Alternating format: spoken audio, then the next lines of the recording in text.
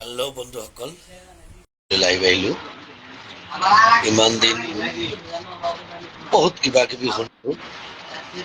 মাননীয় অসম প্ৰদেশ কংগ্ৰেছ কমিটিৰ সভাপতি গৌৰৱ গগৈ ডাঙৰীয়াৰ বিৰুদ্ধে অসমৰ মুখ্যমন্ত্ৰীয়ে কিছুমান মিছা অপপ্ৰচাৰ কৰি আছিল।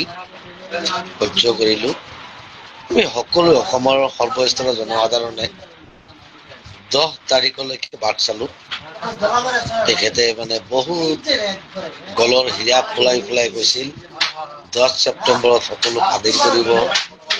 গৌৰৱ গগৈ ডাঙৰীয়া আহিছে, ট্ৰেইনিং লৈছে। গৌৰৱ গগৈ ডাঙৰীয়া বাৰে বাৰে পাকিস্তান লুকাই পলাই গৈছে ইত্যাদিবোৰ কথা লৈ আমিও মনে মনে আছিলো যে চাওঁ, সঁচাও হ'ব পাৰে, মিছাও হ'ব পাৰে। 10 তাৰিখত দিম বুলি কৈছে, সকলো ৰাজহুৱা কৰিব বুলি আমি বাট চাই আছিলো। কিন্তু 10 তাৰিখ গুচি গ'ল। মুখ্যমন্ত্ৰী কোনো একোৱে নকলে। খালি মিডিয়াৰ আগত SITৰ পৰা কিবা তেখেতৰ ভাষাত কোৱা মতে তথ্য পোৱা বুলি কৈছে, হাতত লৈছে, দেখিছো মিডিয়াত। কিন্তু কি আছে SITৰ প্ৰতিবেদনত? অসমৰ ৰাইজক অন্ধকাৰত ৰাখিছে মুখ্যমন্ত্ৰী ডাঙৰীয়াই। কাৰণটো কি? ৰাজনীতিক হিংসা থাকে মানুহৰ লগত, কৰক, কথা নাই, ৰাজনৈতিক ভাৱেই কৰিব লাগে। কিন্তু ব্যক্তিগতভাৱে এনেকুৱা আক্ৰমণ প্ৰত্যাক্ৰমণ কেতিয়াও দেখা নাছিলো। প্ৰদেশ কংগ্ৰেছৰ সভাপতি গৌৰৱ গগৈ ডাঙৰীয়াৰ সৰু সৰু পানী কেঁচুৱা দুটাকো অসমৰ মুখ্যমন্ত্ৰীজনে ৰাজনীতিৰ মাজলৈ টানি আনিলে।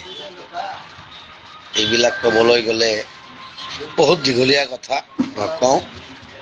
কিন্তু এটা কথা ঠিক, ব্ৰহ্মপুত্ৰ নদীৰ পানী যেনেকৈ শদিয়াৰ পৰা ধুবুৰীলৈ পশ্চিম ফালে গতি কৰিছে, ঠিক তেনেকৈ অসমৰ বসবাস কৰা মানুহখিনি শদিয়াৰ পৰা ধুবুৰীলৈ, যিখিনি অসমৰ বিভিন্ন জনগোষ্ঠীৰ মানুহে বসবাস কৰি আছে, সেই মানুহখিনিয়ে কিন্তু সিহঁতৰ মৰম আৰু ভাল পোৱা আৰু সমৰ্থন গৌৰৱ গগৈৰ লগত আছে।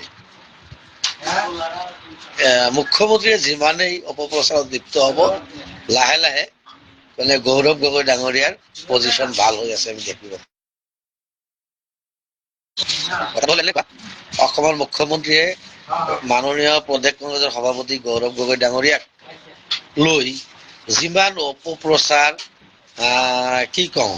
অপপ্ৰচাৰ কৰিব, সিমানেই লাহে লাহে গৌৰৱ গগৈ ডাঙৰীয়াৰ সমৰ্থন বাঢ়ি আছে অসমত। এইটো এটা শুভ লক্ষণ।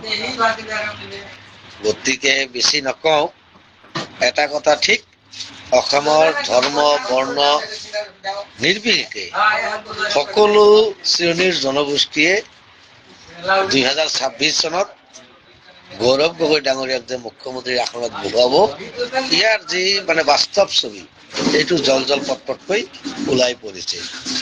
গতিকে যিমানেই অপপ্ৰচাৰ কৰক চৰকাৰী পক্ষই, মাননীয় মুখ্যমন্ত্ৰী আৰু তেখেতৰ টীমে গৌৰৱ গগৈ ডাঙৰীয়াৰ সিমানেই ফিল ভাল হৈ আছে বুলি ক'ব পাৰি, সহজ ভাষাত ক'বলৈ গ'লে। গতিকে অসমৰ ৰাইজক বহুত আভুৱা ভৰিলে, 10 বছৰত একো কাম কৰিব নোৱাৰিলে।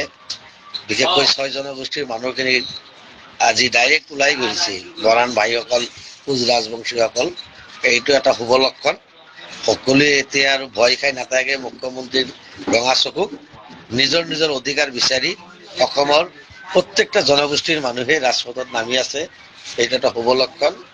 আশা কৰো আগন্তুক 2026 চনত এইখন চৰকাৰক অসমৰ ৰাইজে গাদীচ্যুত কৰিব আৰু মহামহিম অসমৰ প্ৰাক্তন মুখ্যমন্ত্ৰী প্ৰয়াত তৰুণ গগৈ ছাৰৰ একমাত্ৰ সন্তান গৌৰৱ গগৈ ডাঙৰীয়াক অসমৰ মুখ্যমন্ত্ৰীৰ চকীত বহাব বুলি মোৰ এটা বিশ্বাস আহি পৰিছে। বন্ধুসকল, গাটো বেয়া, বেছি দীঘলীয়া নকৰো, এইখিনিতে লাইভটো শেষ কৰিছো। শুভৰাত্ৰি।